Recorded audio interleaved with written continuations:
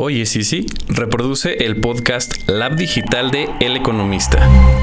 Aquí tienes el más reciente episodio del Lab Digital de El Economista.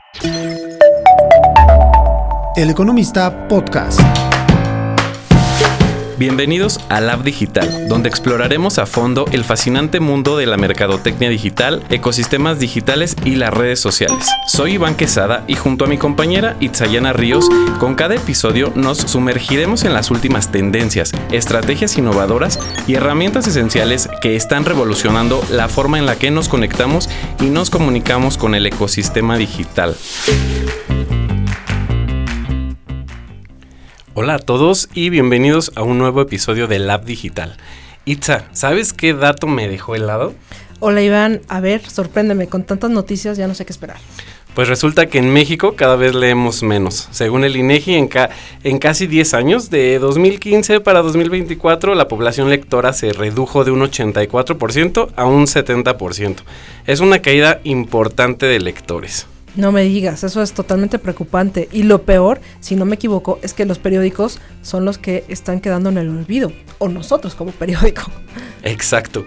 Imagínate que 49 de cada 100 mexicanos que leía periódicos ahora solo son 18. Una tendencia preocupante y justo en el marco del Día Internacional del Libro que se conmemora el 23 de abril, esto nos hace reflexionar. ¿Qué estamos haciendo mal? ¿Cómo podemos revertir esta situación? Totalmente, estamos en una época de cambios y ahí es donde entra el marketing digital. Porque con tantas distracciones y contenidos en línea, ¿cómo hacemos, además de los periódicos, los libros, para que la gente vuelva a leernos, ¿no? Exacto. Y para responder a estas preguntas, hoy tenemos una invitada de lujo. Pilar Gordoa, experta en comunicación y marketing digital con una trayectoria impresionante, dirigiendo esfuerzos de marketing digital y otras actividades en editoriales como Ediciones B y Grijalbo Mondadori, actualmente como Penguin Random House. Pilar, bienvenida a Lab Digital. Yo feliz, encantada de estar con ustedes para compartir. Qué bueno, Pilar, muchas gracias por brindarnos un poco de tu tiempo, sabemos que estás muy ocupada y es importante mencionar que Pilar acaba de lanzar un libro titulado El arte de conquistar lectores, el marketing de los libros en la era digital, que va muy alineado a lo que queremos platicar el día de hoy. Y precisamente en tu libro abordas los inicios de tu carrera, que son sumamente interesantes y no precisamente iniciaron en lo digital. Pero cuéntanos cómo has llevado pues esta transición. Seguramente cuando tú te graduaste en el inicio de tu carrera, pues hay conceptos que actualmente seguro estás trabajando todos los días, pero que no necesariamente fueron abordados en tus clases. ¿Cómo fue? ¿Cómo viviste esta transición? Creo que hay dos preguntas en esta gran pregunta, Iván, y me gusta mucho que lo hagas por lo siguiente. Cuando empecé, yo estudié Ciencias de la Comunicación y justo antes de decidir qué carrera estudiar, ya estaba trabajando en una editorial que era Ediciones B. Fue entonces muy enriquecedor encontrarme con un trabajo de campo, de práctica casi diaria, versus pues la serie de teoría que yo podía encontrar con mis maestros, pero no dejaba de marcarse todo en la comunicación. Y al final, después de hacer un tronco común, como muchos estudiantes, pues después tienes que decidir a qué área es a la que te quieres dedicar. Entonces, yo sentía que yo había salido con un poquito de conocimiento de cine, un poquito de conocimiento de géneros periodísticos, un poquito también de radio, pero no tenía como esa especialización. Y sentía que el mundo en el trabajo de campo se movía muy rápido. Y es así que después decido buscar una especialización que ya es en mercadotecnia y publicidad. Pero volviendo a estos inicios, sí me daba cuenta que la gente llegaba a una feria de libro, la Feria del Libro de Guadalajara, que es la más importante en América Latina y la segunda ranqueada a nivel mundial, y llegaba con un recorte de periódico y decía, es que aquí este periodista dice que este libro es muy bueno, ¿me lo puede dar?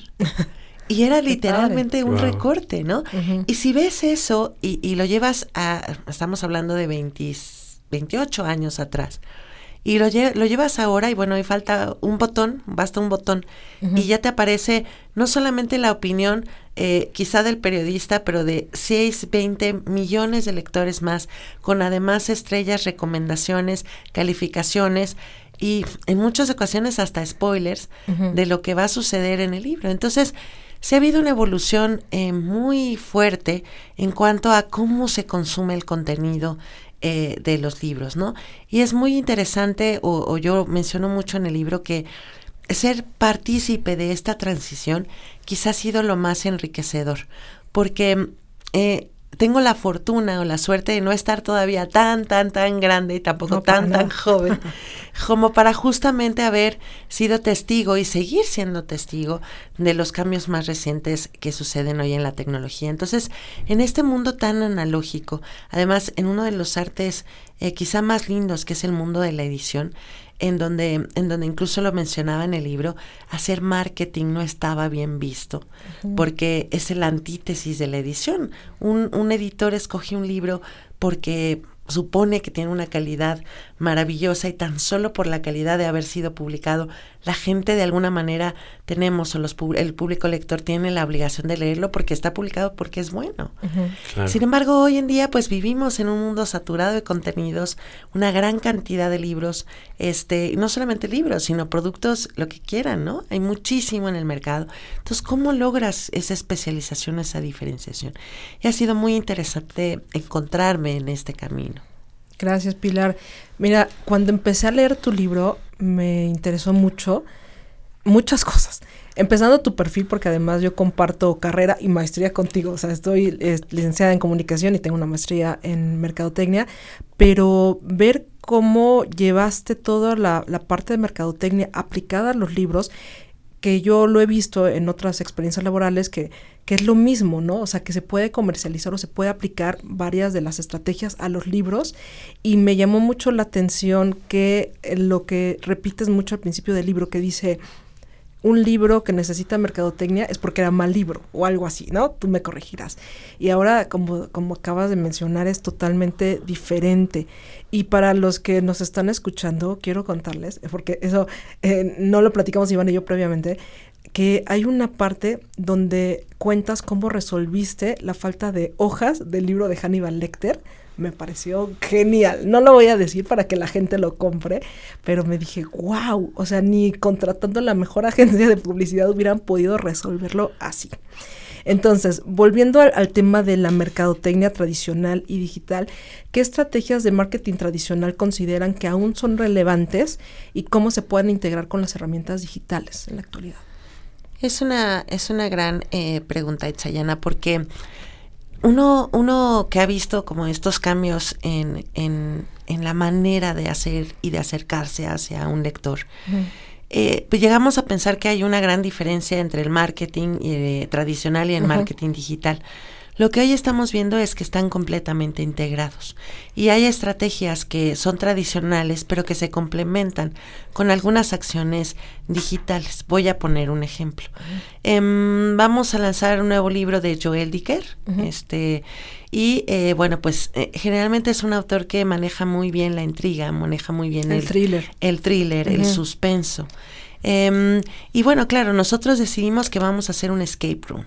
Esa es una actividad que en marketing se ubica dentro de las acciones below the line, BTL, sí. Y entonces las ponemos dentro de este marco en donde es una actividad tradicional. ¿Por qué? Bueno, pues vamos a obtener pues una experiencia del marketing en un punto de venta. Pero ¿qué sucede? Para poder participar yo necesito captar leads.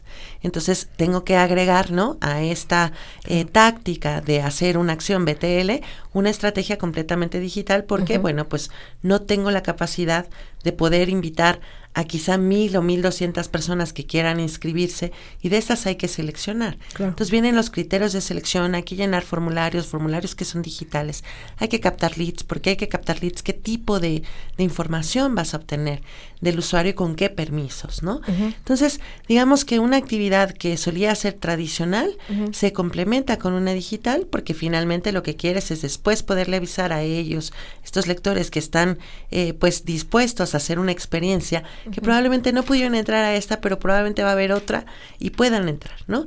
Y así es como vamos complementando. Esto hace 28 años, pensarlo así, era imposible.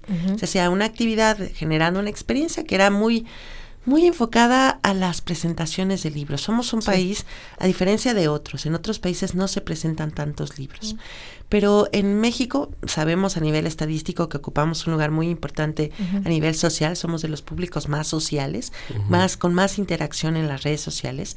Y quizá esta cuestión de socializar, o sea, estas cuestiones de celebrar todo, celebramos todo y lo que no somos fiesteros. También, somos fiesteros.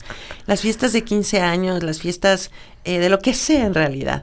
Y presentar un libro es una fiesta. Entonces, casi la presentación de libros, si volvemos a la pregunta inicial de las cuestiones tradicionales, la presentación del libro es un imprescindible en una táctica y en una estrategia de mercadotecnia. Después puedes cuestionar si la presentación tiene un impacto en la venta o no. Esa digamos que sería otra pregunta.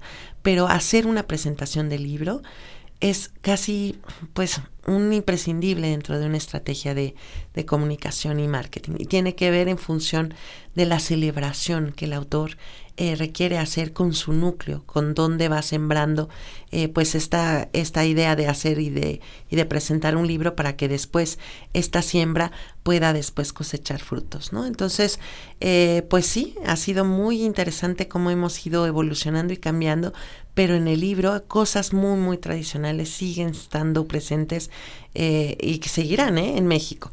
Insisto, otros países es muy distinto y no se suelen hacer tantas presentaciones como aquí.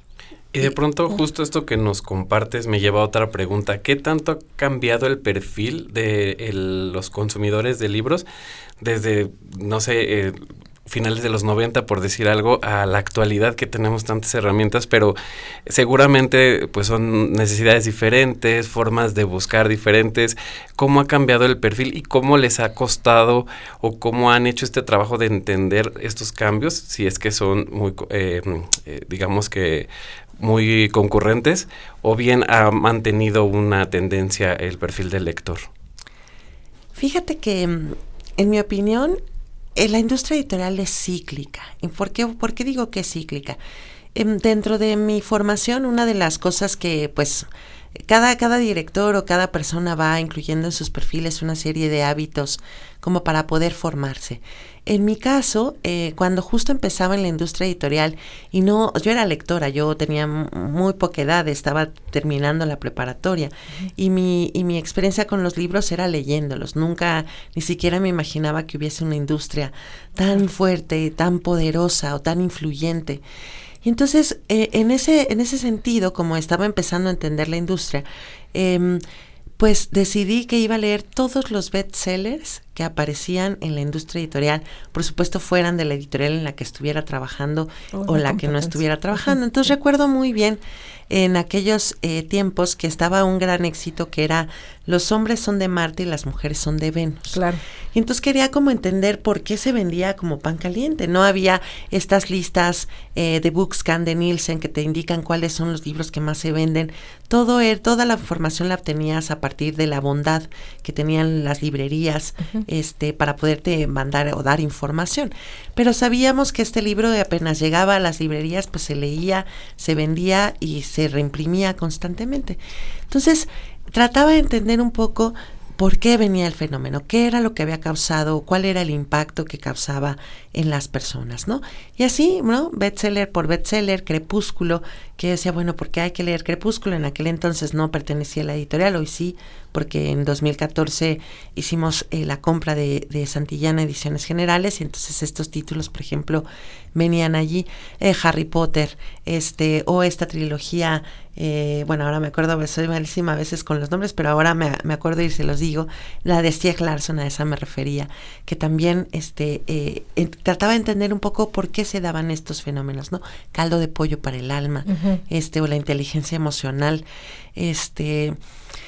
Y hablo de que la industria, volviendo a la pregunta original, es un poco cíclica, porque más que responder como a perfiles de público, quiero decir que es como cíclica porque a veces la autoayuda funciona muy bien, a veces funciona la ficción histórica, a veces la ficción romántica, a veces otra vez volvemos a la no ficción. Y entonces lo que cambia, porque los géneros básicamente son los mismos, pero lo que cambia quizá es en el estado en el que se encuentran las personas.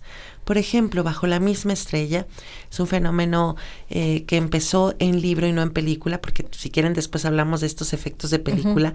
Muchas veces los libros venden más porque se fueron estrenados en el cine o son parte de, o fueron una serie o están siendo producidos para una serie. Pero en el caso de Bajo la misma estrella de John Green es una novela romántica, con un tinte bastante desgarrador, porque al final pues hay una pareja en donde pues hay un enfermo terminal y qué es lo que sucede con esa historia de amor, ¿no? Y con esos nada es para siempre. Y son los jóvenes los que empiezan a hacer de este libro un fenómeno. Y ahí es en donde va la semilla. Pero si después volvemos a, por ejemplo, 50 sombras de Grey, no son los jóvenes, son las señoras las que hacen de este libro un fenómeno. Y si vamos a J.K. Rowling y el fenómeno Harry Potter, son los niños, pero son sus padres también, ¿no? Entonces, creo que más allá de estos perfiles, no sé si me doy a entender un poquito, se trata del contenido y cómo estos perfiles, cómo estos mercados empiezan a generar ese boca a oreja que empieza en la recomendación, y los fenómenos pueden ser maravillosos. O vuelvo a Harari con De animales a dioses, que también fue un fenómeno editorial muy importante, y ahí son los hombres, ¿no? Para ir ejemplificando un poco estos mercados que van generando estos grandes fenómenos y van construyendo este boca a oreja. Entonces, el perfil, y volviendo además también a la pregunta original, sí ha cambiado mucho. Los que antes pues se formaron con Harry Potter hoy están buscando tipos de lecturas distintas, pero sí puedo decir que quizá los jóvenes, esta área de middle grade entre 8 y 12, por ejemplo, están leyendo mucho manga. No novela gráfica, mucho manga. Entonces, hay que adentrarse por qué están encontrando en el manga que probablemente no están encontrando en una ficción. Y también tiene que ver con cómo son sus usos y hábitos y costumbres. Son mucho más visuales. Totalmente. Entonces requieren de dibujos con historias mucho más complejas que no solamente te dan las historietas clásicas de Superman o Batman, ¿no? Estos grandes superhéroes. No, hay una historia de amor compleja que encuentras a través de un manga llena de dibujos que además tienes que empezar a leer completamente al revés. Entonces sí influye mucho los usos y hábitos y costumbres, pero creo que ahora es mucho más difícil encontrarte un gran bestseller que venda millones de copias, porque hay tanta oferta, que entonces hay tanto público también, que hay grandes pequeños fenómenos. Así es. Mira, también otra cosa que me sorprendió de tu libro es que puede ser como un libro de texto para una clase de mercadotecnia, ¿no? Tal cual, pero al mismo tiempo para los que nos gusta leer, y como hablas de la historia de cuando entra Amazon, y hablas de la piratería, y hablas de muchas cosas. De hecho, recordé que hace años tuve la oportunidad de entrevistar a Francisco Martín Moreno, autor de varias novelas históricas, y contaba él mismo que afuera del Palacio de Minería, en el callejoncito del centro histórico, donde venden mucho libro pirata, ¿no? que se acercó a uno de los vendedores y vio sus propios libros ahí, sabiendo que eran piratas, y le pregunta al vendedor: oye, ¿y este señor vende bastante? Uy, sí, se vende muchísimo, y no sé qué, y al final le dijo: ¿y sabes que ese señor soy yo? Bueno, el vendedor quería así de trágame tierra, a esconderse. Sí. Y bueno, retomando lo que comentabas hace un momento de las presentaciones de los libros. A ver, pienso, porque también lo mencionas mucho, hablas de librerías como Gandhi, ¿no? Y hablabas de las presentaciones de los libros. Yo recuerdo que yo misma me he enterado de presentaciones de libros por el boletín de Gandhi al que estoy suscrita. Pero, ¿qué papel juegan ahora las redes sociales, volviendo al punto de mercadotecnia tradicional y digital, y las comunidades en línea en la promoción de los libros y los autores actualmente? A ver, para mí me parece que juegan un papel primordial. Muchas de las relaciones humanas han sido sustituidas por las relaciones virtuales o las relaciones que se generan a través de las diferentes redes sociales. Justamente el sábado estaba con una serie de colegas brindando una charla sobre justamente cuáles son los principales indicadores a nivel de redes sociales y cómo, por ejemplo, una librería puede llegar a pensar en todavía a estas alturas, ¿no? Pensar si debe abrir una cuenta de red social o no. Y una vez que ya toma la decisión sobre esa pregunta es cuál debe abrir, ¿no? Justamente por el papel que juegan las redes sociales, no solamente en la lectura o en la recomendación de títulos, sino en el posicionamiento de una marca. Y hablábamos, por ejemplo, mucho de la relevancia de TikTok, que de alguna manera a veces es como muy reticente para autores, y yo me he encontrado a muchos de ellos que dicen, yo ni loco en la vida me van a ver con una cuenta en TikTok, cuando el editor o su publicista le dicen, oye, tienes que abrir una cuenta de TikTok. Dicen, por supuesto que no, a mí no me van a ver haciendo esas tonterías. Entonces cuando más allá de lo que puedas encontrar, te das cuenta el nivel de influencia que tiene esta red social en ciertos grupos, porque no es en todos, por supuesto, te vas un poco para atrás, porque no se trata solamente de que vean un libro reseñado por un creador de contenido. Después, si quieren, hablamos un poco de cómo ha sido sustituido. Es cómo esta red social logra que los libros se vendan. Porque hay una pregunta muy interesante que a veces como mercadólogos o como comunicólogos no nos hacemos. Por ejemplo, no voy a dar nombres, por supuesto, para no herir susceptibilidades, pero podemos pensar que un programa de radio es súper exitoso, el más exitoso del país. Y muchísimos escuchas lo escuchan, valga la redundancia. Y entonces enseguida decimos, el autor dice, es que yo quiero estar en ese programa de radio. Y entonces uno empieza a analizar y decir, bueno, a ver, tu contenido va, no va. Ok, bueno, pues conseguimos que estuvieras en ese programa de radio. ¿Y qué creen? La aguja no se mueve nada en la venta. Y entonces tú puedes decir, oye, pues conseguí estar en el programa de radio más escuchado de X país. Pues sí, pero ¿qué crees? Que no consiguió que vendieras. Entonces, nosotros como comunicólogos y como mercadólogos tienes que entender cuáles son los fenómenos de radio. No solo estar en el programa que mayor radio escuchas tiene, significa que vas a vender más. Entonces, a ese respecto, cuando vas a esta plataforma, te das cuenta que TikTok sí vende. Es decir, lo que aparece publicado en ciertos públicos no solamente vende, sino genera unas ventas insospechadas. Wow. Hoy por hoy, por ejemplo, Toda una vida, que es un libro que lanzamos en 2020. Y es un libro que venía vendiendo 1,000, menos de 1,000. ¿Por mes? Pues sí, por año. En este caso era por año. 2020, Toda una vida, pues llegó a vender un poquito más de 1,000 ejemplares al año. Y de repente sale en el club del dolor de TikTok, y el libro deja de vender esas cantidades y se está convirtiendo en un libro que estamos reimprimiendo más de 2,000 ejemplares cada 2 meses. ¡Qué padre! Y es un libro que no esperabas, solamente porque, bueno, pues apareció dentro de los retos y fenómenos de TikTok. Entonces, no pasa así, por supuesto, con todos los libros. Entonces, sí es muy importante entender que las redes sociales son fundamentales hoy en día, porque son una persona más que habla contigo para recomendarte libros. Y luego hay que entender a qué tipo de redes sociales y con qué tipo de contenido es cómo te puedes acercar. Porque sí puedes entender que Facebook es la red social de mayor cantidad de usuarios en México, y que después le sigue YouTube, y que después le sigue WhatsApp. Ok, sí, perfecto. Pero ahora, ¿qué tipo de contenido o cuál es el papel fundamental que en cierta cantidad, en ciertos géneros, Facebook va a jugar? Y a veces Facebook no va a pintar en tu estrategia, pero probablemente sí lo vas a hacer con Twitch. ¿Por qué con Twitch? Bueno, pues porque ahí están los gamers. Sí. Entonces, ¿qué tipo de contenido vas a ofrecer ahí? Porque no todos los gamers leen. No. Y no les interesa leer, ¿no? Ok, pero escuchan. Sí, ¿qué escuchan?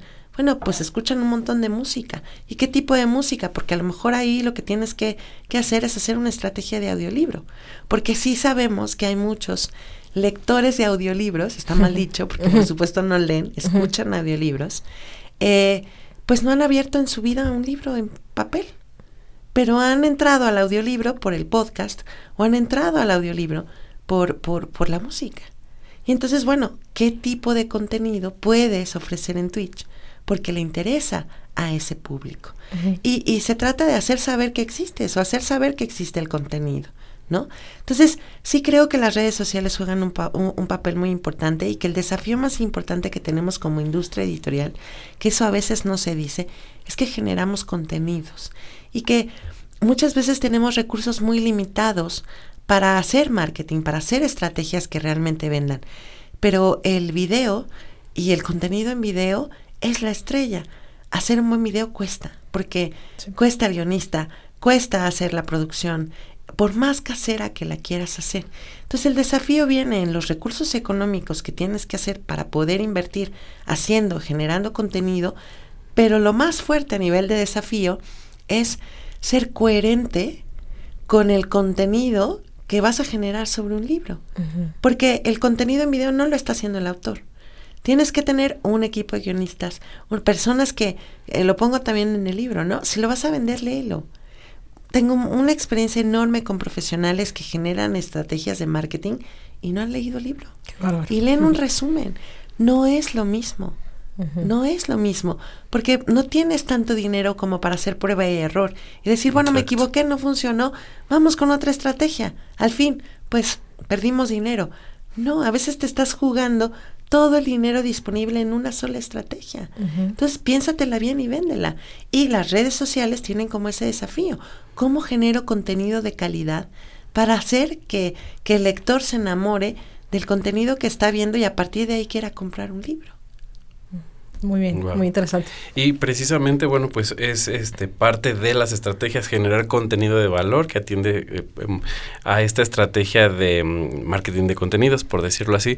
Pero justo quiero pensar que hay ciertas estrategias digitales que les han venido funcionando a lo largo de los años. Hay algunas que están quedando obsoletas, inclusive viviendo en lo digital, pero también supongo que se auguran tendencias en cuanto a marketing digital aplicado al ámbito editorial. ¿Cuáles son esas tendencias que están notando, desde los esfuerzos que hacen en Penguin Random House? Bueno, hay una muy interesante que curiosamente Itzayana me decía, bueno, este concepto que haces de mezclar y de hablar de mercadotecnia editorial. A ver, yo creo que mucha gente ha hablado de mercadotecnia editorial, pero a la hora que les puedes decir, defíneme la mercadotecnia editorial. Porque claro, tú me puedes definir la mercadotecnia de servicios o la mercadotecnia de consumo, pero ¿qué pasa con la mercadotecnia editorial? Y justo viene a colación de la pregunta que me haces sobre tendencias y que hemos visto, porque a veces creo que hay cierto rezago entre la mercadotecnia de consumo y la mercadotecnia que podemos encontrar en la editorial. ¿Y por qué voy a decir que es cierto rezago? Y para no decirlo rezago, quizá aplicación de diferente forma. Por ejemplo, en la mercadotecnia de consumo, hacer un focus group o un trabajo de mystery shopper puede ser una función quizá mucho más común. Tener un grupo de enfoque, tener un moderador, hacer una serie de preguntas e ir encontrando insights que después te puedan llevar a decir por qué el agua que tenemos enfrente tiene que tener cierto empaque y el empaque tiene que ser cómodo, fácil de manejo, o tiene que tener en su etiqueta ciertos colores que te puedan llevar a la compra. Generalmente cuando haces un grupo de enfoque en los libros es para entender una cuestión que ya pasó. Porque aquí pues es muy raro que hagas un grupo de enfoque sobre un contenido de libro que todavía no se publica y decir, bueno, pues te voy a poner una serie de manuscritos y entonces cuéntame qué es lo que encuentras ahí. Eso que es muy común en la mercadotecnia de consumo, en la mercadotecnia editorial se hace casi después de haber producido o lanzado un libro para otros fines. Pero cuando hablamos de estas tendencias, hablamos de descubrir insights. Y fue algo en el que estuvimos muy, muy activos en la pandemia y que no era algo tradicional de la industria, ni era algo tradicional en la mercadotecnia editorial. ¿Y a qué me refiero específicamente?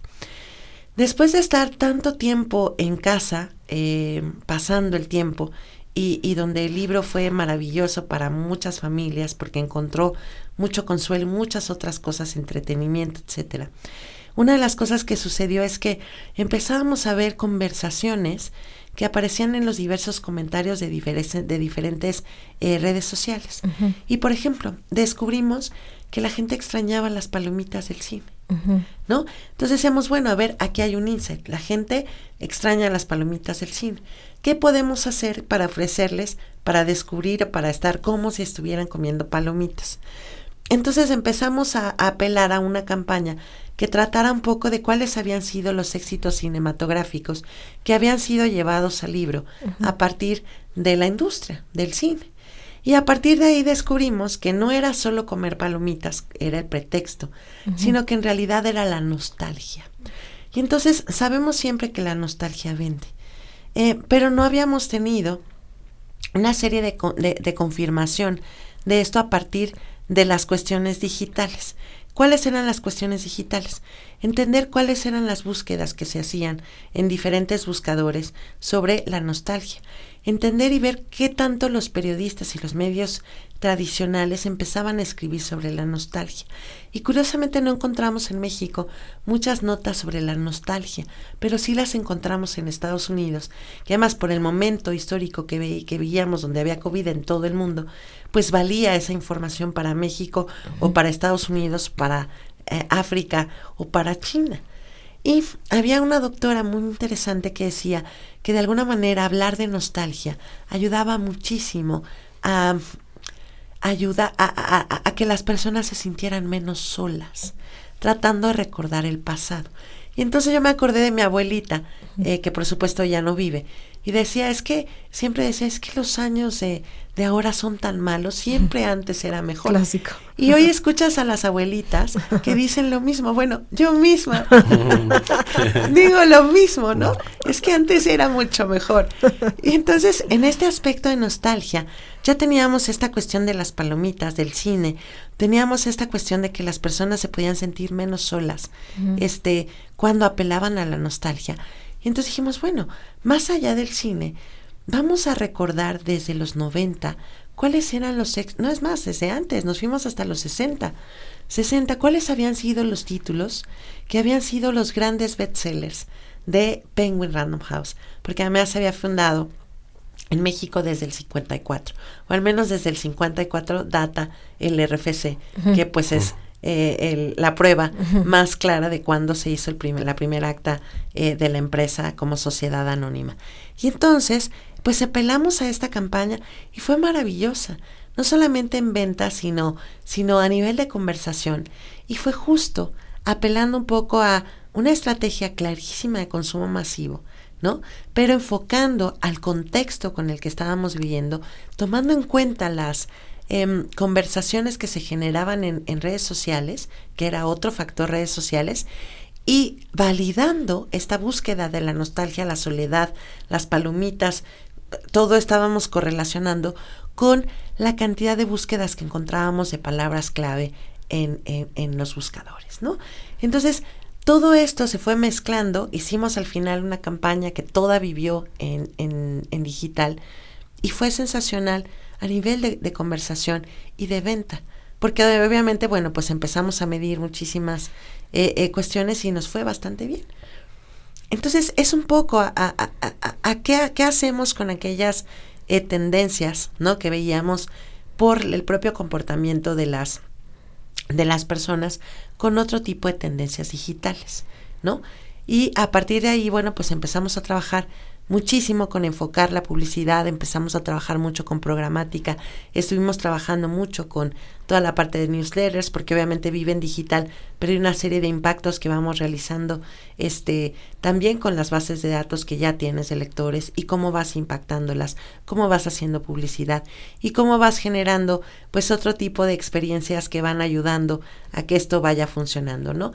Cómo vas mandando mensajes de WhatsApp a los clientes para decirles, oigan, aprovechen que la gente quiere hablar de nostalgia, aprovechense de esta campaña, y como por ejemplo algunas librerías en aquel entonces que no tenían servicio a domicilio, pues empezaron a entregar por bicicleta, yo les decía hasta con carritos de tamales, ¿no? Pero lo importante era pues entregar los libros, ¿no? Entonces creo que en términos generales podemos decir que hoy lo que está en boga y a nivel de tendencia es sin duda la inteligencia artificial, sí, que además se habla en todos los foros y por la forma en la que nosotros somos o hemos sido creados, que es una industria que genera contenido, a veces se puede llegar a pensar que ha sido o estará siendo muy amenazada. ¿Qué es lo que nosotros tenemos que, si quieren después tocamos inteligencia artificial, pero solo para terminar esta parte de tendencias? Bueno, por supuesto, toda esta parte de cómo trabajar, por ejemplo, con los CRMs que ya están trabajando con inteligencia artificial y que empiezan a decir cómo está el ánimo de las personas conforme te van respondiendo, qué te van respondiendo. Por supuesto, nosotros no hemos llegado a aquello porque hay que invertir mucho en ello. Estamos tratando de enfocar mucho de los esfuerzos en la conversación, en encontrar insights, en seguir trabajando con un conjunto de títulos, no para empujarle al lector los contenidos, sino para que los propios lectores encuentren esos contenidos a partir de esas necesidades que estamos descubriendo en las conversaciones de las redes sociales. Y a partir de ahí echar a andar toda pues decía yo, el batallón que podemos ser capaces de generar a nivel digital para hacer saber a las personas que existen estos libros y que pueden ayudarles, ¿no? Creo que en el libro lo mencionaba Itzayana, que parece un curso de marketing, de eso se trataba, de no hablar solamente de la industria del libro, sino el poder llevar a cualquier tipo de industria la serie de conocimientos prácticos de marketing, tomando como ejemplos también muchos casos de la industria editorial, pero que bien puede ser llevado o puede ser cualquier tipo de producto o cualquier tipo de servicio, porque un poco de eso se trataba. Entonces, pues es eso, tratar de unir estos mundos digitales para poder hacer que el libro, en este caso particular, pues se pueda integrar con el lector. Y dijiste, digo, como para aterrizar un poquito de lo que nos contaste, pues una herramienta que seguramente que les ha estado ayudando y con la experiencia que nos estás compartiendo es el social listening, la importancia de escuchar a las audiencias en redes, estar identificando esas necesidades, fue seguramente a partir de ahí que les dio el tip de la nostalgia y a partir de ahí empezaron a idear nuevas estrategias. Y también algo que comentabas, y me parece bien interesante, que creo que pareciera o se avecina como parte de estas tendencias, es el trabajar con estos influencers que en su momento pues también pareciera que ponen de moda un libro, lo comentabas con el libro de Tan Poca Vida, que de pronto justo se hizo como un renacimiento precisamente como de la obra que pues ya no estaba en el top of mind ni siquiera de la editorial, hasta que en estos clubs lo revivieron, que hasta si no me equivoco por ahí Dua Lipa ha sido parte también como de esta vorágine de comentarios en torno a la lectura y pues ha vivido más en redes sociales. Entonces me encanta lo que dices, porque justo en este espacio tratamos también de aterrizar como estas tendencias para acercarle a las personas, a los emprendedores, pues que vean y se den cuenta de la importancia de todas las herramientas digitales, cómo le pueden sacar el mayor provecho y pues que no está difícil hacer marketing digital, que ustedes desde una editorial tan grande que seguramente la gente piensa, no, pues tienen todo el recurso del mundo, pero justo en el libro cuentas y pareciera que tenemos todo el recurso, pero ojo, o sea, es muy limitado y de pronto creo que con creatividad han resuelto un montón de cosas. Por ahí también la anécdota de una campaña navideña donde les sorprendió mucho que los regalos, o bueno, los libros para regalar eran para uno mismo y no para un familiar. Como dice Itzayana, no quiero spoilear, está muy bueno, como bien dicen, no es una clase de marketing y llena de estas anécdotas increíbles que pues solo en una charla seguramente con Pilar las podríamos escuchar, pero ahora bueno, pues nos las hacen llegar en el libro. Pero bueno, me encanta todo lo que nos estás compartiendo y precisamente pues el valor que ustedes desde los esfuerzos que hacen para poder aprovechar todas las herramientas y poder hacer estrategias que realmente tengan un impacto en los lectores o bueno, en los posibles incluso lectores, gente que todavía no estaba cerca de los libros o de la literatura. Fíjate que ahora que mencionas toda la parte de influencers es algo bastante importante en general para muchas marcas, y nosotros justamente ahora nos encontramos en el proceso de poder entender cómo y qué tipo de servicio puedes brindar a un generador de contenido y a un influencer. Son completamente distintos, pero a veces pensamos que tenemos que tratarlos de la misma manera. así como hacemos con los medios de comunicación, ¿no? Y no es así. Tiene necesidades completamente distintas. Y en esa cuestión en donde influencers y generadores de contenido pudieran llegar a ser tan distintos. ¿Y por qué les voy a decir que pudieran llegar a ser distintos? Generalmente a un influencer tú puedes llegar y pagarle por cierta mención, porque el producto se acerca a los valores que tiene el influencer, etcétera. A un generador de contenido no le pagas. Un generador de contenido genera contenido porque tiene ganas, porque puede, porque tiene las aptitudes, porque tiene los medios para poder hacerlo. Y justamente en esta raíz de que el generador de contenido goza de su propia credibilidad y de su propio criterio a la hora de estar generando este contenido, hablo de los generadores de contenido de libros, específicamente.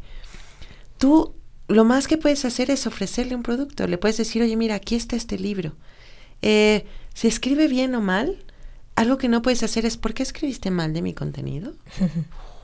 O sea, jamás lo debería de permitir un generador de contenido, y tú como productor de cierta marca, pues tampoco podrías permitirte el lujo de decir, oye, ¿por qué estás hablando mal del contenido? Porque en este caso, si es que se lo diste, bueno, aún así, pero si él lo fue y lo compró, y lo único que quiere es hablar del libro bien o mal, es completamente libre de poder generar pues cualquier tipo de opinión. Donde la editorial, por ejemplo, en qué caso sí se puede llegar, ni siquiera es decir a meter, sino puede generar un statement o puede decir, oye, hasta aquí sí o no. Hemos tenido una experiencia que fue bastante difícil y dura, justamente porque un generador de contenido tuvo contenidos pues bastante violentos, por decirlo menos, con una autora. Ya sabemos de cuál hablas. Que obviamente pues se genera a partir de un evento que hace la editorial. Ahí sí no. ¿Por qué digo ahí sí no? Porque estamos hablando que no se está hablando del contenido, se está hablando de una persona, y me parece que cuando se llega a esos niveles de violencia, ahí es donde la editorial puede decir, oye, aquí sí, no, has rebasado el límite, y bueno, pues por favor, no, nunca más hay un trato con esa persona. Y volviendo a esos temas de crisis, en donde también la parte digital juega un factor muy importante, pues lo que nosotros decimos es, pues siempre responde, ¿no? Y responde rápido y con transparencia y honestidad, porque solamente así puedes dejar de hacerlo exponencial. Las redes sociales, eso de que, bueno, ya lo puso y ya lo bajó, nunca sabes quién le tomó la foto, quién lo guardó, quién lo va a volver a reproducir, o ya está en los diferentes chats. Entonces, creo que es muy importante siempre hablar con esta, pues, honestidad y esta,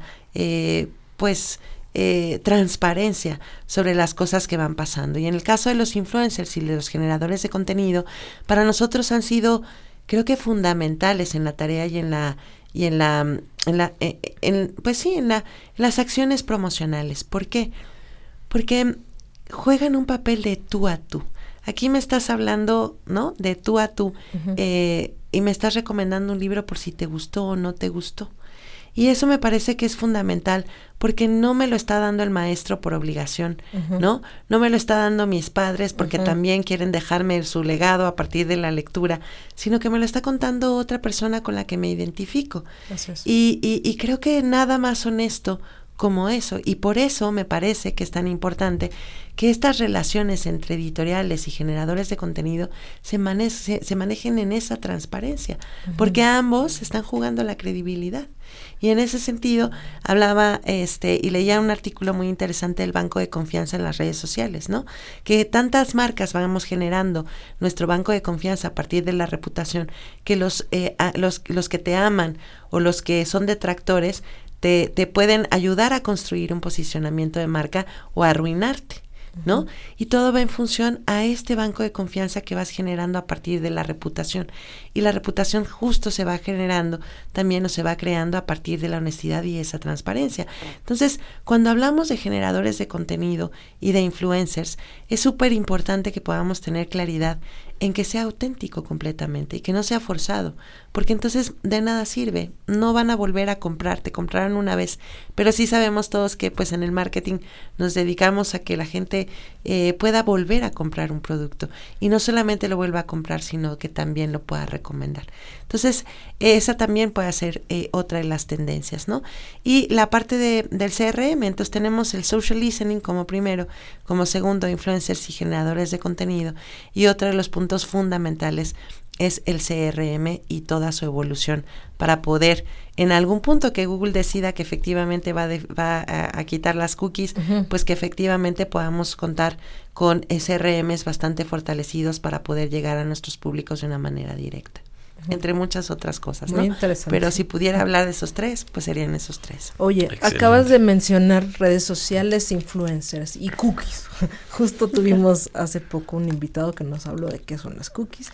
Tuvimos otros invitados que nos decían algo muy importante, que las redes sociales es el focus group más grande que existe ahorita, ¿no? Y que puedes acceder ahí. Pero también mencionabas que hay autores, sobre todo pienso en esos autores quizás muy tradicionales, que no quieren entrar a TikTok porque piensan que todo es como baile y reggaetón y cosas así, pero al mismo tiempo, yo que soy muy fan de TikTok, me he topado justo con creadores de contenido que hablan sobre libros, sobre influencers ya que hablan sobre libros y que recibieron el libro de la editorial. Inclusive hace unos días vi un video de Juan Villoro, ¿no? Hablando en TikTok. A veces son contenidos que quizás no nacieron en TikTok, que nacieron en una entrevista de YouTube o algo así, pero los retoman. Entonces mi mensaje aquí es que creo que todas las personas, como bien dices, deben de entrar a TikTok, por ejemplo, o a las redes sociales, y que no lo vean como que, ay no, eso es como de gente más joven o gente que no tiene que ver con el mundo intelectual, ¿no? Creo que en TikTok puedes encontrar de todo, desde las recetas de cocina hasta los bailes de moda, hasta los retos. Y ahorita que mencionabas acerca de todas las herramientas que han utilizado a nivel de la editorial, ¿qué estrategias digitales crees que actualmente las están funcionando mejor? Puede ser, o sea, con base en lo que me estás diciendo, probablemente que me digas, es que depende del libro, porque también depende del libro, es el target, o de qué, o sea, ¿hay como alguna estrategia que les funcione mejor de manera general? Es una buena pregunta porque efectivamente la respuesta obvia es depende del libro, uh-huh, ¿no? Sin duda. Nos parece hoy por hoy que TikTok es la plataforma que más nos está funcionando, okay, a nivel de contenido en redes sociales. Y también voy a decir un poco por qué, porque a veces no nada más se trata de un tema de contenido. Uh-huh. Yo creo que hay que entender que TikTok es la plataforma de buscador, o sea, es un buscador en realidad, uh-huh, y está haciendo una competencia tremenda a YouTube, ¿no? Uh-huh. Hoy por hoy depende de las franjas etarias, pero los más pequeños se enteran de todo a partir de TikTok, sí, desde política, religión, toda la parte social, hasta la nota más tonta que te puedes ocurrir o la más expedita la que acaba de suceder, ¿no? Uh-huh. Cualquier tipo de accidente, incluso hasta de tránsito. Entonces, tener un contenido en TikTok nos está ayudando muchísimo. Poder subirnos a estas tendencias en tiempo real también nos sirve muchísimo. No nos subimos a todo. Hace un momento mencionabas, Iván, a Dua Lipa, ¿no? Por supuesto. Pero ¿qué pasó? Que ahí no nos subimos por un tema de imagen. ¿Por qué de imagen? Porque nosotros no teníamos claridad sobre si efectivamente había hecho eso, era algo fake, y porque por otro lado no tenemos los derechos para poder publicar ninguna foto. Uh-huh. Entonces, digamos que en ese sentido tratamos de siempre estar muy circunscritos a, uh-huh, la legalidad, justamente por el tema de cuidar la marca, uh-huh, ¿no? Que nos pudo haber llegado una demanda millonaria, o sea, por el uso de una fotografía que no es legal, uh-huh, o que no está autorizada. Entonces, a ese respecto tratamos de ser muy, muy cuidadosos con toda la parte legal. Entonces, sin duda, TikTok nos está funcionando muchísimo a nivel de red social. ¿Qué otras cosas nos funcionan mucho? Las palabras clave, que muchas veces podemos decir, oye, pues, ¿cómo palabras clave? O sea, sí, te duele, o sea, somos los únicos editores de Harry Potter en este país, y en América Latina. Uh-huh. A ese respecto te puede parecer muy extraño que cuando tú metes a una tienda, a un retail, y lo voy a decir aquí, pero tú entras a Amazon y pones Harry Potter y lo primero que te va a aparecer son los vasos o te va a aparecer la ropa y lo último que te va a aparecer son los libros. Entonces puedes decir, oye, ¿cómo es posible? ¿No? O sea, si a partir de los libros es que se desencadena todo esto, el fenómeno. Entonces, otra de las cosas con las que trabajamos muchísimo es con estas plataformas del retail que te permite trabajar con palabras clave, pues trabajamos mucho con palabras clave. Estamos trabajando también mucho con toda la parte de SEO, más allá de la parte de SEM. Somos de las pocas editoriales que han abierto un e-commerce. Y esto no lo hacemos con el fin de poder competir con los clientes, porque nosotros nunca vamos a poder competir con Gandhi o con Amazon, porque nuestro core business no es la venta de libros a través de plataformas o crear plataformas. Lo que nos interesa es vender libros. Entonces, ¿qué hacemos? Bueno, abres una plataforma, un e-commerce, y ahí obtienes información valiosísima. Bueno, es lo que queremos, en trabajar y establecer esta interacción. Entonces, bueno, pues también ahí trabajamos muchísimo, ¿no? Entonces, digamos que vamos aprovechando cada una de las actividades que vamos realizando para ver qué es lo que más o menos nos funciona. Pero que los propios generadores de contenido hablen de los libros nos funciona mucho. Subirnos a estos retos también, les digo, nos funciona mucho. Hacer de repente que un autor que no quiere estar en TikTok le puedas ofrecer un contenido relevante, también, porque no va a ir a bailar, nadie le va a creer. Si ves a bailar a Juan Villoro, pues te van a decir, oye, aquí seguro ya ¿no? Ya es inteligencia artificial haciendo, ¿no? Ya tomaron el avatar de Villoro y ya lo pusieron a bailar, ¿no? Y eso no pasa. Entonces, sí tratamos de aprovechar muchísimo, pero sobre todo entendiendo una cosa bien importante, Iván, que tú mencionabas, ¿no? Mucha gente, muchos emprendedores que dicen, no le quiero entrar a la parte digital.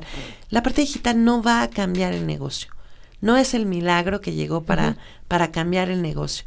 Todo lo digital lo que va a hacer es facilitar. Tenemos que entender que el mundo digital es un facilitador, pero la estrategia del producto, si es bueno, va a ser bueno con digital o sí.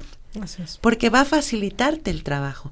El punto es qué vas a elegir que sea realmente efectivo para que eso que te hace más fácil realmente tenga un impacto más rápido también. Porque probablemente un libro te puedes llevar 8, 9, 10 meses en hacerle saber a las personas o a los lectores que existen. Quizá con el mundo digital esto se cambia y en un 50% lo hacer saber más rápido. Es decir, en lugar de 8 meses, en 4 meses la gente ya sabe que existe un libro. Entonces, ¿cómo logras que eso pase? Entonces, ¿qué tipo de instrumentos, qué tipo de herramientas? Hemos contratado herramientas que no pensábamos que íbamos a contratar para analizar las audiencias, para hacer social listening, para ver qué calificación real tiene un influencer, porque muchas agencias que te venden influencers te pueden decir, oye, es que tiene 8 millones de seguidores. Pues sí, pero en realidad son 100,000. Los demás han comprado. Claro. Y entonces, ¿qué tipo de herramienta puedes tener para que tampoco te vean la cara? Porque también hay mucha cosa fake en el ambiente digital. Claro. Y muchas veces no sabes que no sabes. Entonces, tienes que ayudarte de expertos, tienes que pedir opiniones, tienes que contratar herramientas. Y lo bueno de las herramientas de los SaaS, de los softwares as a service, es que también los puedes contratar y cuando ya no te son útiles los puedes dar de baja y puedes contratar otra herramienta. Pero hay decisiones clave que es mucho más difícil cambiar, como puede ser una ERP o puede ser quizá pues una herramienta de CRM, que no es tan fácil cambiar y migrar. Claro. O sea, hay que saber qué decisiones y qué herramientas son rápidamente de sustituir y con qué otras tienes que quedarte y tienes que invertir para que realmente funcionen y sean a largo plazo. Entonces sí es importante definir qué tipo de negocio quieres y con qué herramientas no te sumas a corto, mediano y largo plazo. No te tienes que casar con todas. Y la prueba y el error es fundamental porque sin eso no funcionas. Y ahorita que mencionas eso, Pilar, que se me hace bien interesante, respecto a que, bueno, a través de la tecnología o lo digital, te puedes apoyar para hacer más rápida quizá el dar a conocer tu producto, pero no es la solución. Pero precisamente, bueno, hay tantas herramientas que están a disposición y ustedes tienen, bueno, un cierto, digamos que un presupuesto. De ese presupuesto, ¿qué porcentaje está destinado a digital y cuál estaría destinado a medios tradicionales? Si pudiéramos darnos algún dato. Sí, ha cambiado mucho con la pandemia. Justo el sábado también veía una estadística de e-commerce y en Estados Unidos, por ejemplo, durante pandemia el 70% de las ventas se hacían en línea y ahora la última estadística de 2024 estaba en la razón del 43% y poco a poco estiman que vaya llegando un poco a la normalidad. Nosotros en digital, en pandemia, llegamos a tener un 70% de la inversión de presupuesto en línea, cosa además que era sumamente extraña y poco relevante para los clientes, muy relevante para nosotros, y digo poco relevante para los clientes porque las librerías estaban cerradas, porque no fueron clasificadas como esenciales, que nos parecía como muy extraño, porque al final del día, pues los libros son una fuente inagotable, pues para curar, para sanar, etcétera. Entonces, eso hoy poco a poco se va reduciendo. Pasando del 70%, nosotros conforme van los años vamos reduciendo la inversión digital, porque muchas de las actividades que se realizan se hacen presencialmente con autores y también se realizan en los puntos de venta. Sin embargo, vamos a razón de un 40%, que era inimaginable. Antes de la pandemia estábamos en un 15%. Entonces, hay que entender cómo pasamos a ser un 70% y cómo ahora nos estamos estableciendo en el 40%. Y lo más relevante aquí es qué es lo que tú quieres como estratega de cara a la marca. ¿Con qué te quedas? ¿No? Y de dónde vienes sin pandemia, es decir, 2019, y muchas de las métricas siempre las estamos haciendo en comparación al 2019. Porque la pandemia de alguna manera era muy inestable. Era típico. Completamente atípico. Entonces, en esa cuestión, lo que nos parece muy relevante es que el mundo digital llegó para quedarse. Es el futuro y lo sé que lo han visto en muchísimos podcasts. Pero lo más relevante para nosotros es qué de esas estrategias digitales efectivamente funcionan, tienen un impacto y con qué sí nos podemos quedar, porque la gente, ¿no?, está siendo impactada a través de estas estrategias. Entonces pensamos que quedarnos con un 40% aproximado de inversión es un porcentaje interesante y muchas veces te planteas cuando tienes poco dinero, esta herramienta que me cuesta tanto, ¿valdría la pena quitarla? Y créeme que hoy por hoy quizá prefieres evitar hacer algo que está en el terreno de lo tradicional, pero no quedarte sin la herramienta. Por ejemplo, para la industria editorial o para nosotros, el social listening. La herramienta que hoy trabajamos para social listening es fundamental, porque tiene que ver con la estrategia. Lo mismo con esta parte de influencers, ¿no? Esta herramienta que nos mide los influencers también es fundamental. La herramienta que utilizamos para entender cómo están tipificadas estas audiencias y en dónde están expuestas también es fundamental. ¿Por qué? Porque teniendo tantos lanzamientos al mes, teniendo tanto tipo de audiencia y tanta especialización, no es lo mismo si hablas incluso con la propia ficción. La ficción romántica de la ficción histórica, pues no es lo mismo que incluso hables de la no ficción cuando estás hablando de autoayuda, que la autoayuda general no es lo mismo que la salud mental, o no es lo mismo la autoayuda que trabajas con el intestino. Sí, es bienestar, es salud, es autoayuda, pero es tan amplia y los públicos están ya tan fragmentados y es tan especializado que es importantísimo que tengas una herramienta para saber en dónde están esas audiencias, porque son fundamentales a la hora de establecer tu estrategia de publicidad digital, ¿no? Y la no digital, ¿no? Porque también tiene que ver con la estrategia de medios tradicionales. ¿A dónde vas a llevar a un autor a que sea entrevistado o no? Justo por lo que les decía, no es el programa que tenga más rating, es el programa que tiene mayor impacto, ¿no? Y muchas veces ese impacto es a través de un podcast.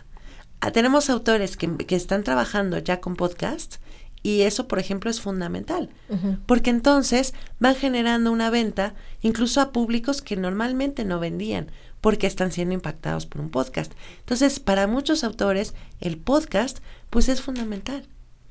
O para los audiolibros, que ya mencionábamos, ¿no?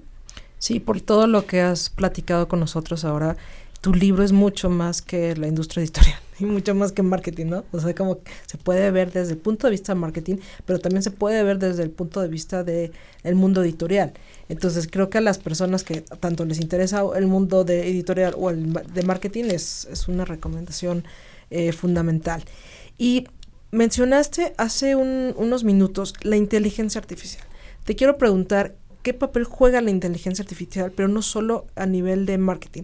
Me recuerdo un caso que justo vi en TikTok de una creadora de contenido que habla sobre libros, que yo sigo, y comentó el caso de una mujer que escribía libros, creo que en Estados Unidos, sobre negocios y mercadotecnia y cosas así, pero nunca registró su nombre como marca, ¿no? O sea, a alguien se le ocurrió crear los libros con inteligencia artificial, o sea, le pidió así a ChatGPT o veto a saber a qué herramienta, que escribiera libros y los empezó a vender en Amazon con el nombre de esta autora. Entonces era un caso súper grave, porque sí eran los temas que ella había escrito, digamos, pero en específico 1, 2 o 3 libros, no recuerdo cuántos eran, no habían sido escritos por ella, sino por la inteligencia artificial, y obviamente las ganancias no le estaban llegando a ella. Entonces impactaba por diferentes frentes, y cuando hacía el reclamo a Amazon decía, pues no hay nada que hacer, ¿no? Claro. Porque tú no registraste tu nombre como marca. Entonces, volviendo a mi pregunta, ¿cómo está impactando la inteligencia artificial, tanto en la parte de mercadotecnia como en la parte de creación de los libros? Generalmente partimos en dos la inteligencia artificial, ¿no? Esta parte de machine learning, que lleva ya muchísimos años, y en particular en la industria editorial, pues sobre todo trabaja a nivel de algoritmos para poder eficientar esos procesos. Digamos que ahí no pasa nada, el desafío es simple y sencillamente que esté bien alimentado el algoritmo interno para la futura toma de decisiones. Donde quizá nos tiene pues con los pies pues boca arriba, ¿no? Si así podemos llamarlo, es justamente la inteligencia artificial generativa. Sí. ¿Por qué? Pues porque justamente nuestro negocio trata de el contenido que se genera a través o a partir de un intelecto, cualquier autor, y de los registros de derechos de ese autor, de su propiedad intelectual. Entonces, ¿qué pasa? Que con todas estas herramientas de inteligencia artificial y todos los datos que se tomaron para poder hacer que estos grandes algoritmos aprendan, pues a nadie le pidieron o le preguntaron si permitía o no que el libro pueda ser, ¿no?, una fuente alimentadora, ¿no?, de la inteligencia artificial. Entonces, ahí es donde empieza la primera lucha, ¿no?, de decir, yo no autorizo, porque a mí sí me tienen que pedir permiso, porque yo lo creé, salió de mi intelecto de investigación, de mis años de trabajo. A mí nadie me está pidiendo permiso para que tomen el contenido para poder enriquecer la inteligencia artificial. Entonces, ese es un primer punto. ¿Qué pasa con los derechos de autor? ¿Y qué pasa, no, con una industria, pues, que se dedica a generar estos contenidos? Y los huecos son tremendos, porque no hay ningún tipo de ley, ¿no? Entonces sí puede pasar, bueno, pues sí, pero ya se instrumentó, ¿qué le vas a hacer? Sí. No hay nada. Entonces, hoy por hoy ya hay una leyenda, como en toda la parte digital, cuando nacen estas nuevas tecnologías, y es natural, ya hay una leyenda en los libros, donde establece que no hay un permiso para poder utilizarla para entrenar los modelos de entrenamiento de inteligencia artificial. Entonces, digamos que esa es la parte más importante de cara a los autores. Ahora, de cara a las generaciones de imágenes, ¿qué se hace? ¿Se puede generar una imagen a partir de inteligencia artificial para la portada de un libro? Por supuesto. Perdón, se puede generar una voz, ¿no?, para poder hacer un audiolibro. Por supuesto. O sea, eso depende sobre todo de los criterios que cada editor tenga. ¿Cuál es mi opinión sobre la inteligencia artificial? Llegó para quedarse, no es como la influenza que es pasajera, llegó, está, hay que abrazarla.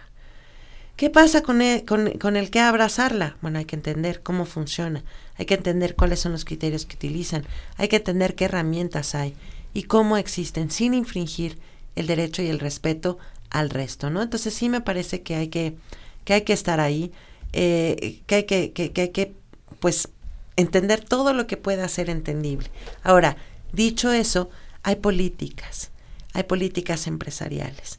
Y lo decía también porque, bueno, tuve la fortuna de estar en una universidad dando una charla y uno de los alumnos bastante listo me preguntaba, es que, pues, ¿qué piensas de la inteligencia artificial, el desafío que representa? Entonces les contaba un poco toda esta parte de derechos, el derecho de las imágenes, el derecho de la voz, que incluso qué tan perjudicial puede ser para ciertas industrias como la de narradores, ¿no? Uh-huh. Y ellos decían, bueno, es que a mí me prohíben el uso de inteligencia artificial, ¿y qué puedo hacer? Porque no estoy de acuerdo que en la escuela me prohíban.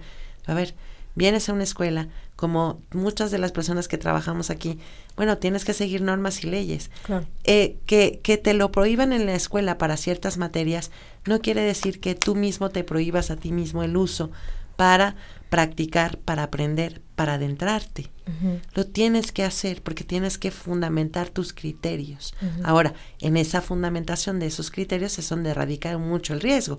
Y yo les decía, si no tienes un contexto y una idea, y tú en un prompt dices, quiero que me pases las ruinas de Machu Picchu con sol, y resulta que te pones en el Coloso de Roma y no sabes identificar una cosa de otra, tienes un problema. Uh-huh. Entonces, ¿cómo tienes que empezar a generar esos criterios para modelar, ¿no? Entonces, digamos eso a nivel de uso personal. Y a nivel de la industria, pues claro, el desafío es muy grande. Y les decía un poco con los narradores, ¿no? Hoy por hoy hay voces que ya tienen cadencia y que tú la puedes escoger. Oye, mira, quiero que para cualquier tipo de país, incluso hasta región. Y puedes decir, mira, quiero a Lucy que tiene este tipo de acento o que no tiene acento porque es neutro y tiene este tipo de voz que puede ser o no puede ser estridente o que tiene este tipo de fórmula que me ayuda a que pueda ser pues mejor escuchado un audiolibro. Uh-huh.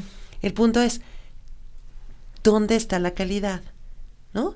Y luego por otro lado viene la economía de escala, porque dices, bueno, oye, pues hacer o producir un audiolibro con narradores, con voz tal, cuesta muchísimo. Es caro. Uh-huh. Es caro. Claro, tienes unos parámetros de calidad que hoy por hoy, con todo y la inteligencia artificial más inteligente, no logra llegar a ese nivel de calidad.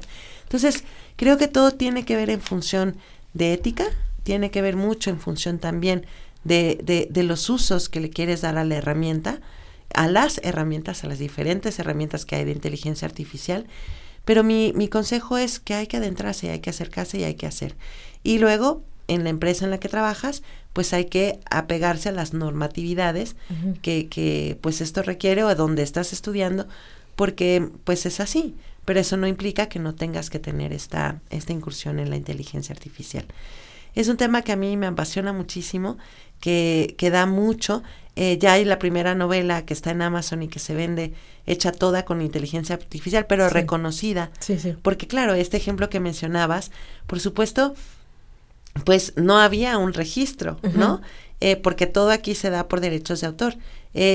Dicen que no es tan buena, yo no la he comprado para leer, y quizás es uno de los fenómenos que tenga que empezar a hacer, comprar para leer, pero es completamente cierto. Hoy cualquier libro se puede escribir con ChatGPT o cualquier otro tipo de uh-huh. herramienta de inteligencia artificial.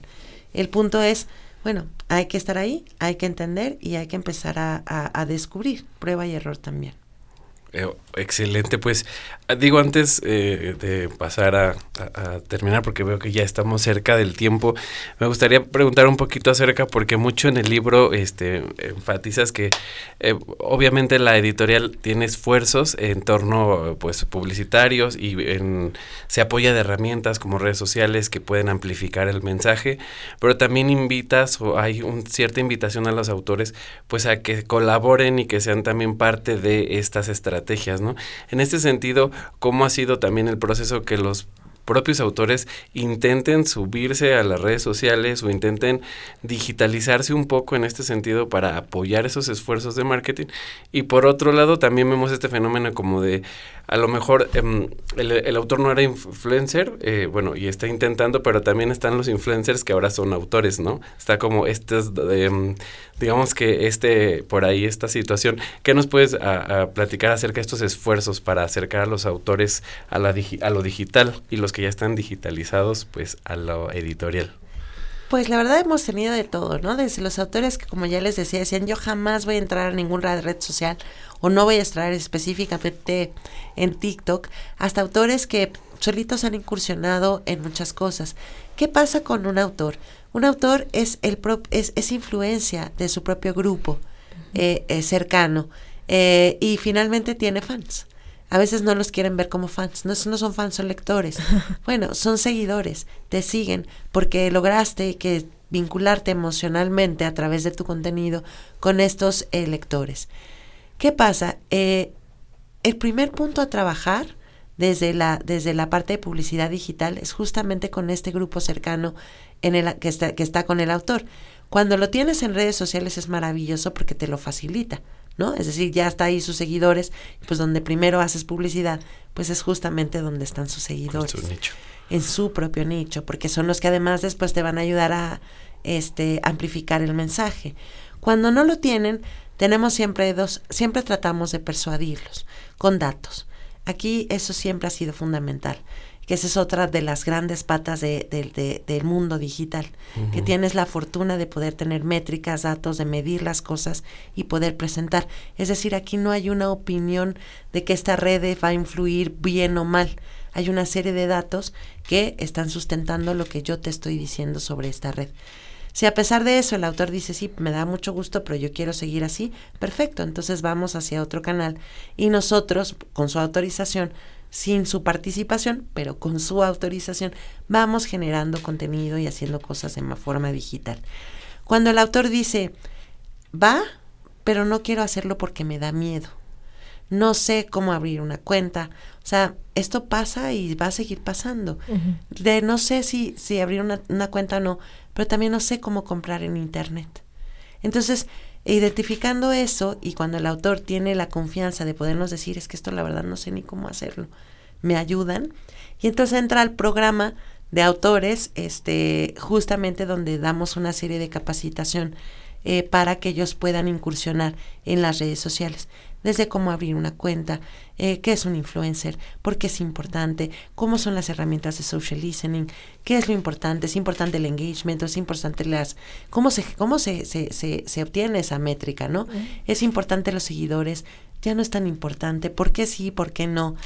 Y entonces damos como una especie de curso o de programa que le ayuda al autor a entender a qué se está enfrentando.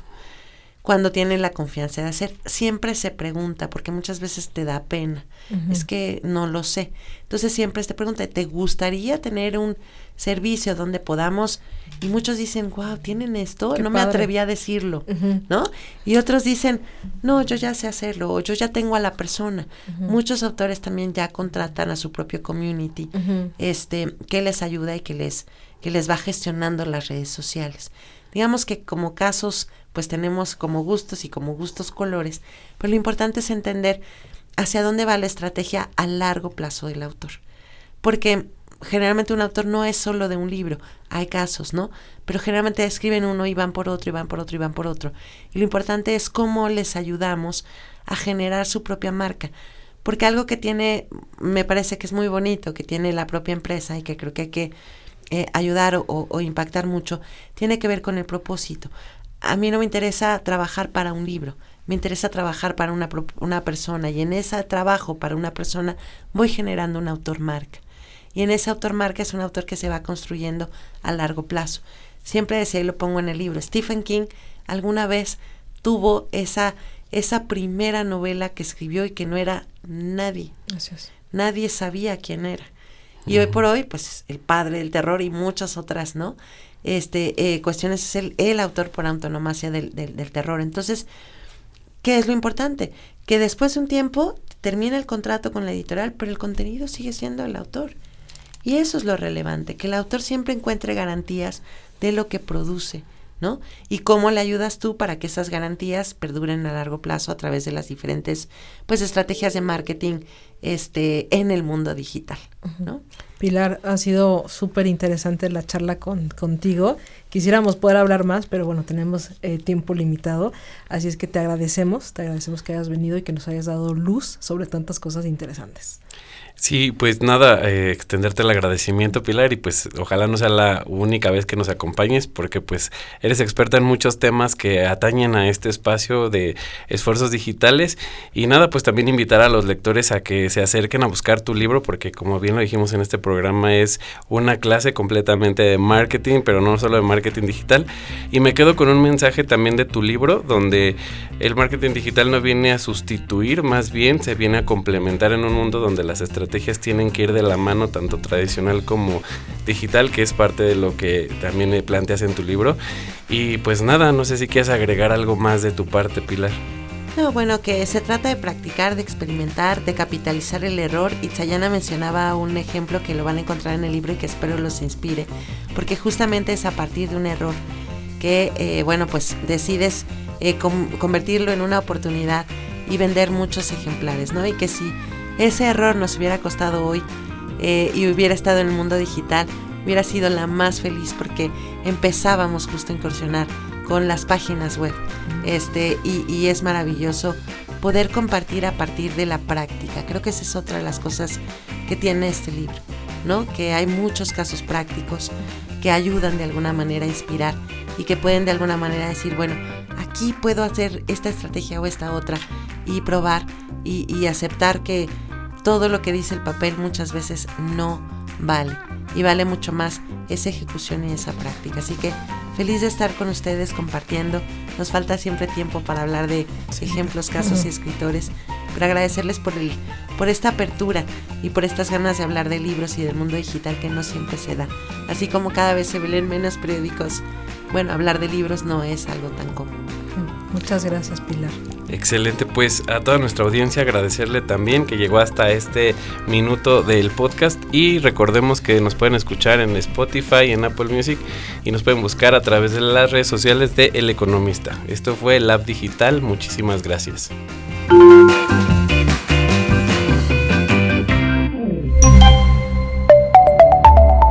El Economista Podcast. Si este episodio te pareció interesante, entretenido o informativo, no olvides calificarnos con 5 estrellas en tu aplicación móvil de Spotify.